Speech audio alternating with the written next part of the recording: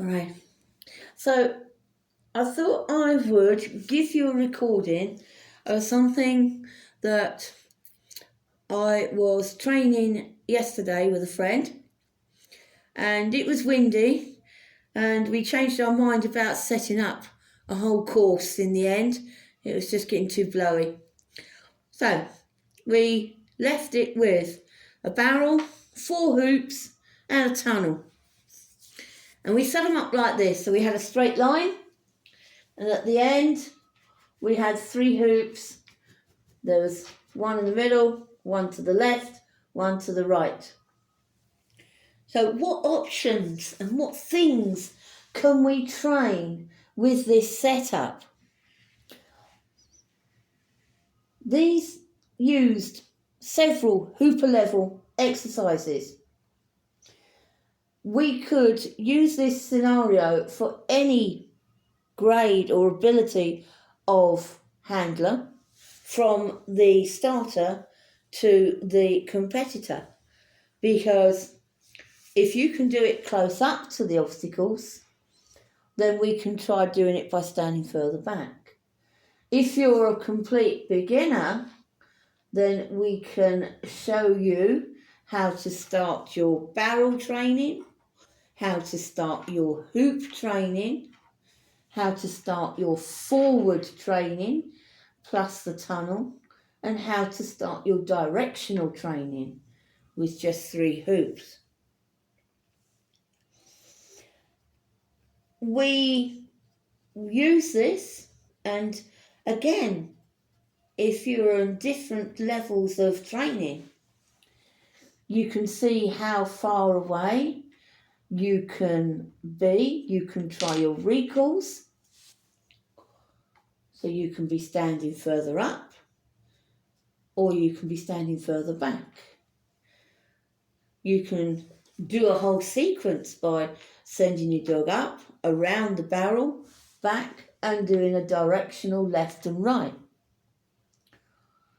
So we tried all these things, and it was interesting to see that by standing in different positions, you could be more assistance to your dog, or just seeing whether they understand their training by standing further away. Now, I'm one of these people who, to be honest, prefers to set up sequences like this or short courses which can be done on a circuit or repeated pattern to get a rhythm, rather than set up one course, run my dog round it 2 or 3 times, and then they're worn out. So in the course of our lesson, we have about half a dozen different aspects to train here, and by the time you have actually perhaps ticked them all off your list of something to practice, your dog will be just as ready to give it a break. So what aspects are we looking at? Well, we're looking at where we can stand to achieve the same exercise. So, can you stand here and get your dog to go forward and do a left or a right turn? Can you stand here? Send your dog up, around that barrel and back through, and again, maybe finish on a left or a right. Maybe even start on a left or a right. How far away from the obstacles can you stand and still get the same effect? And where would be the most effective place for you to help your dog? Are you looking to improve your own handling style? So if you can get that with lots of arm waving, can you get that with just a decrease in your arm signals, so that you don't have to flap them around? Your dog understands what you are doing without the necessarily excessive training. you are beginning to decrease your commands so that they fit in at the essential moments. We, as I say, we set this up. We did several exercises, cutting it down into short specs and longer specs. As you can see, if you were, we did it at 4 or 5 meters apart. Okay. Some people might think, oh, that's too close to my quick dog.